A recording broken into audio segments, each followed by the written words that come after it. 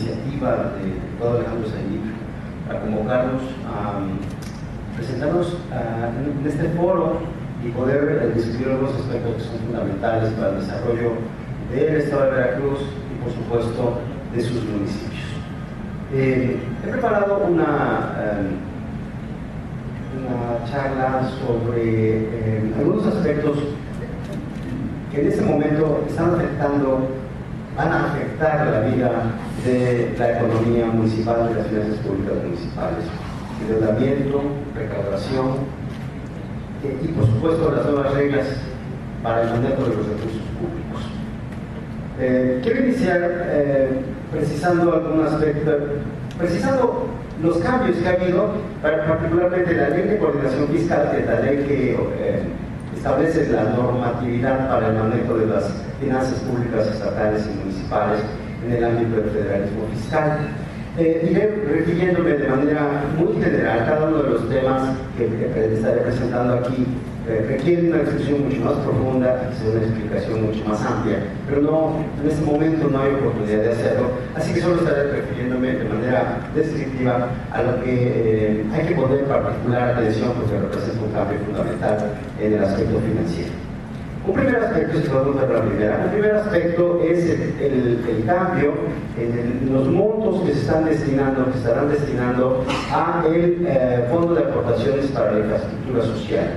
Anteriormente se destinaba el 2.5% de la recaudación, federal participable. Ahí está, 2.5%, y con la nueva ley estaremos en un 2.5294. El fondo se divide en un fondo estatal y un fondo municipal, como sabemos. El fondo estatal sube del 0.305% de la recaudación federal participable al 0.3066%. Y un salto un poco mayor es el monto que se destinará al Fondo de Infraestructura Social Municipal, que subirá del 2.197% a 2.2228%. Y esto entonces nos está dando estos montos para este año. Para el año pasado se destinaron 52.932 millones, y para este año se estarán destinando 57.912 millones. El FICE sube de 6.415 a 7.019 millones, y el FISM, el municipal, pasa de 46.516 millones a 50.893 millones. Esa es una primera cuestión que el reconocimiento de que es necesario destinar más recursos para estos fondos que están orientados primordialmente para el combate a los rezagos sociales y a la marginación. Vemos una segunda diapositiva para precisar que estos fondos deben destinarse exclusivamente al financiamiento de obras, acciones sociales básicas y a inversiones. Aquí cambia el texto de la ley, dice que beneficien directamente a población en pobreza extrema y en localidades con muy alto nivel de rezago social. Es un detalle que quizá suena muy sin importancia. La ley anterior no señalaba esa particularidad de localidades con muy alto nivel de rezago social, pero es un aspecto que reconoce la necesidad de que los municipios destinen recursos a sus localidades en alta marginación, porque hasta el momento no se tenía una regla que normara la manera en la que los presidentes municipales tenían que distribuir los recursos hacia el interior de los municipios. Y de esta manera, con mucha probabilidad, los recursos podían concentrarse en localidades que menos requirieran ese recurso que por ley se tiene que destinar al combate al rezago social. En estos cambios, vemos en la siguiente diapositiva, destaca particularmente que el fondo actualmente se destinará casi a lo mismo a lo que marcaba la ley que se destinará, salvo por un caso particular. También los rurales, que estaba incluido dentro de los programas que se podían realizar, ya no se podrá realizar, por lo menos no aparece claramente en la ley que los gobiernos municipales puedan invertir los recursos del FISM a caminos rurales. Y los demás conceptos se mantienen más o menos. Aparece aquí el mantenimiento de infraestructura, que no infraestructura productiva rural, era un concepto que existía acá. Cambia por infraestructura básica del sector salud y educación y mantenimiento de infraestructura. También esto puede representar una limitación en el momento de ejercer los recursos, porque evidentemente no es lo mismo crear infraestructura productiva rural que darle mantenimiento de infraestructura, y aquí no se aclara específicamente para qué. Vemos aquí. En esta, aquí dice, la misma ley señala más adelante que se deberá orientar, estos recursos del país se deberán orientar preferentemente conforme al informe anual de la situación de pobreza y rezago que presenta el Coneval. El Coneval presenta un informe anual a que se le conoce como el informe de la pobreza o el informe del rezago social. Y ahí se dan datos acerca de cuáles son las condiciones de rezago para cada uno de los indicadores de rezago social que existen. Entonces, lo que se está señalando aquí es que, bueno, de los recursos que se tengan del FISM se deberá orientar, dice, preferentemente a atender aquellos aspectos que el informe establezca que exigen una mayor atención, una más rápida atención. Ok, a la que sigue, por favor. Para poder establecer una conexión entre lo que dice la Ley de Conexión Fiscal y este informe, se han publicado los lineamientos para la operación de este Fondo de Aportaciones de Infraestructura Social. Y aquí los lineamientos, que es un documento que elabora la Secretaría de Desarrollo Social, establece que los municipios deben utilizar los recursos del FAIS para la realización de obras y acciones que atiendan prioritariamente las carencias sociales identificadas. Yo quiero llamar su atención respecto a este punto. La ley dice preferentemente se asignen, y aquí ya dice le cambian por un debe. Eso hay que poner atención, porque no es lo mismo una cosa que la otra. Esto ya representa una obligación para los municipios de atender las recomendaciones que señalen estos lineamientos, y efectivamente los lineamientos van a estar señalando cómo se tienen que gastar estos recursos. Bueno, veamos la que sigue.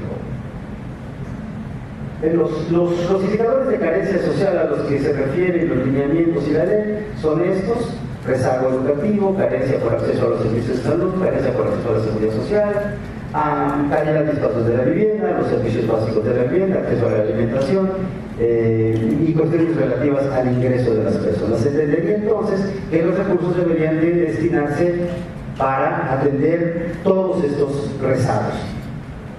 Vemos la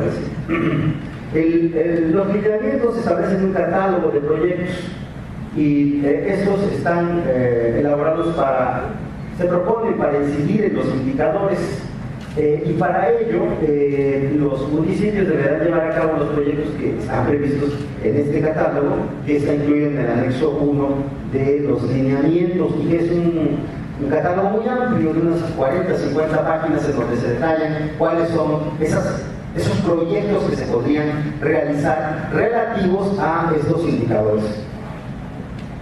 Vemos la que sigue, por favor. Y estas son las indicaciones que señalan los lineamientos, ya que están estableciendo cómo los municipios deben de gastar. Acotando, por ejemplo, si el municipio es una zona de atención prioritaria conforme a la definición de la Ley de Desarrollo Social y no tiene áreas urbanas, entonces deberá invertir los recursos en beneficio de la población que habita en las localidades con los 2 grados de rezago social más altos. Si el municipio tiene áreas urbanas, deberá invertir en estas y por lo menos una proporción de los recursos a la SAP urbana. Y con el resto de los recursos. Si el municipio no tiene SAP, entonces deberá invertir los recursos en beneficio de la población que habita en los lugares con mayor grado de rezago social.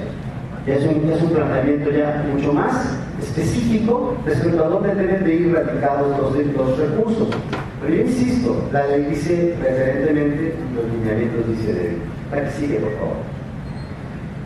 En lo que se refiere a los proyectos, estos proyectos por tipo de incidencia, es decir, la incidencia que tendrán en el rezago social, señala en los lineamientos que los municipios deberán destinar por lo menos el 60% de los recursos a los proyectos clasificados de incidencia directa, señalados así por el catálogo, y los proyectos complementarios o especiales podrán destinarse como máximo el 15% de los recursos de ese modo. Bien. Hasta ahí los cambios que se presentan en materia de Fondo de Infraestructura Social Municipal. Hay otros cambios que van a incidir en las finanzas públicas municipales y tienen que ver con un cambio que podemos identificar en el Fondo de Aportaciones para el Fortalecimiento de los Municipios. Ahí particularmente porque se están introduciendo otros destinos, otros usos para este recurso. Particularmente, lo que está en rojo es lo que se está incluyendo: descargas de aguas residuales,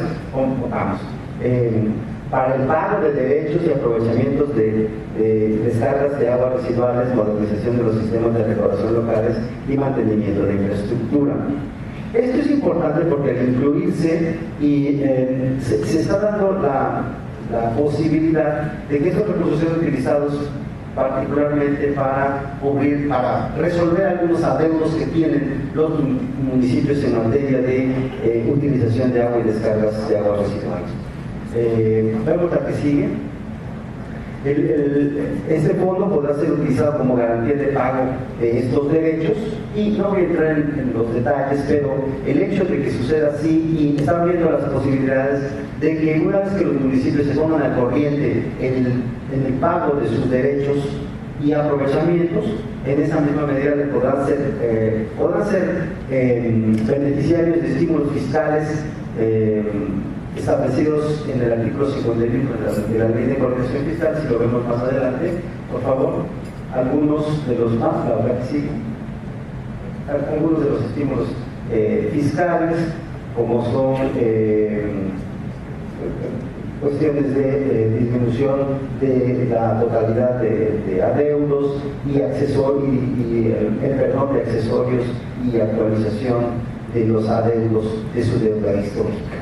Esto es un avance, es un aspecto importante.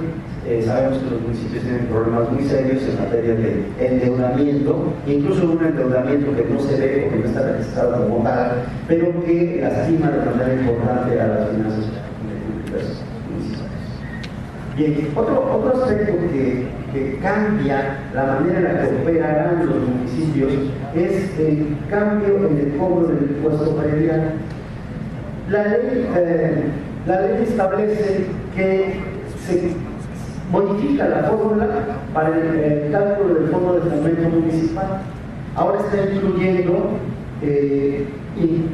un mayor reparto de recursos para aquellos estados, sus municipios, que establezcan un convenio de cobro del impuesto predial en donde el gobierno del estado sea el que cobre el impuesto.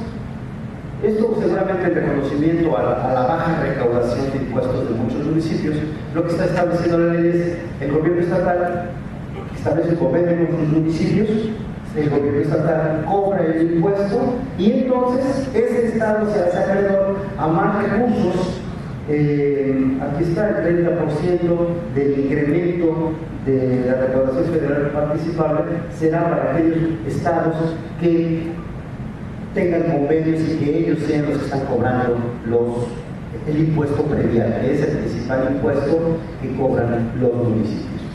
Evidentemente, se supone que por la vía del Fondo de Fomento Municipal, esto estaría compensando la pérdida que va a tener el municipio cuando deje de cobrar el impuesto predial. A mí lo que me llama a preocupación es si efectivamente compensará la caída de esos recursos o simplemente será una reducción de sus ingresos, una centralización del cobro del impuesto. Es decir, parece como un incentivo perverso de que los gobiernos estatales sean los que cobren el impuesto. Todo eso tendrá un impacto sobre las finanzas municipales. Otro más Otro cambio más es el que el impuesto sobre la renta generado por los pagos a sueldos y salarios de la burocracia municipal, esto también está referido a la burocracia estatal, será participación, los gobiernos estatales y municipales participarán al 100% de la recaudación que se tenga del impuesto sobre la renta que efectivamente se entregue a la Federación. El impuesto sobre la renta que se derive de sus sueldos y salarios y servicios personales se quedará para los estados y los municipios generales. Esto con el fin pues, de que efectivamente se cumpla con el pago de ese impuesto sobre la renta. Es un estímulo importante. Aquí la cuestión será si los gobiernos estatales y municipales estarán dispuestos a hacer las declaraciones correctamente, adecuadamente, enterar al 100% para que tengan ese beneficio. Por eso se supone que representaría un ingreso adicional para los gobiernos municipales. Así funciona la burocracia que tenemos. Bien, hasta aquí los cambios relativos a las finanzas públicas municipales en la ley de coordinación fiscal. Quiero referirme para concluir con algunos datos que nos permiten ver cuál es la situación financiera de los municipios de manera muy general. Por supuesto que cada municipio tiene su problemática particular, pero quiero que observemos en primer lugar que actualmente la deuda municipal representa una carga, un lastre muy importante para los municipios. La deuda municipal, que es de alrededor de los 1.200 millones de pesos, está dividida en 1.350 millones bursátiles, la bursatilización. Banca de Desarrollo 570, Banca Comercial 256 y otros 92. Como ven, la mayor parte es de las emisiones bursátiles.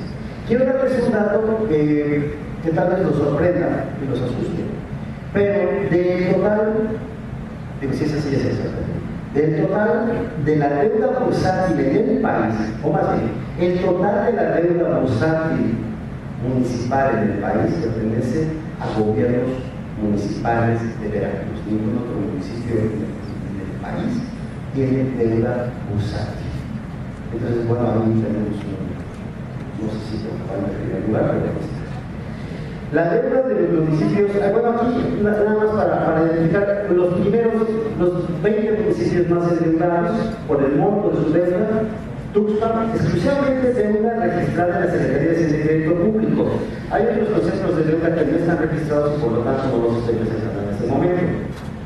Tuxpan con 253, Veracruz con 238, Coatzacoalcos 115, Jalapa 102, Oaxaca 87 y de ahí para abajo, ¿no? Y he agregado aquí los municipios sin deuda pública. También hay municipios sin deuda pública, están son los mismos. Y evidentemente, pues por lo menos no tienen la preocupación de que tienen que pagar lo que otros tienen que decir. Entonces, la que sigue. Un problema central de las finanzas públicas es la alta dependencia financiera que tienen los municipios. Dependen primordialmente de los recursos que le llegan de la Federación para llevar a cabo su gasto. He medido aquí dos indicadores muy simples de dependencia y autonomía financiera. El índice de autonomía financiera es del 11%, que significa que los ingresos propios de todos los municipios representan el 11% del total de sus ingresos. En cambio, el 83.3% de los ingresos de la Federación, o más bien los ingresos que recibe de la Federación, representan el 83% del total de sus ingresos. Pero municipio a municipio la situación es diferente. Si vemos la que sigue, podemos ver que 121 municipios, en 121 municipios esta dependencia es mayor al 90%. En otros 57, entre el 80 y el 89%. En otros 18, del 70 al 79%. Solo 7 del 60 al 69% y menos del 50% uno solo de los municipios. Es decir, vean, la mayor parte de los municipios dependen del 80 al 100% de los ingresos de la Federación. Vemos ya, para concluir el último aspecto, cómo pesa la deuda en los municipios. En términos generales, La deuda como proporción de los ingresos propios y federales representa el 12.4%, pero cuando la comparamos con los ingresos propios, es decir, lo que recaudan los municipios por impuestos, derechos, productos y aprovechamientos locales, la deuda representa el 106.4% de sus ingresos, es decir, casi que por cada peso ingresado hay un peso de deuda. Pero si nos vamos municipio a municipio, entonces vamos a encontrar que hay 4 municipios en donde su deuda representa más del 1000% de sus ingresos. En 137, su deuda representa del 100 al 999% de sus ingresos propios. En 38, del 50 al 99 y solo 13 menos del 50%. El mejor de los casos está bastante comprometidas los ingresos. Bueno, vista esta situación financiera y dados los nuevos condicionamientos que en materia de ejercicio del gasto público se van a tener y en materia de recaudación se van a tener, pues hay que analizar, hay que reflexionar cuáles son los mejores mecanismos financieros que se deben de aplicar, financieros y administrativos que se deben de aplicar para mejorar sustancialmente las finanzas municipales. Si efectivamente estos cambios van a servir como instrumentos de mejoramiento o por el contrario están sirviendo para hundir más la situación económica y financiera de los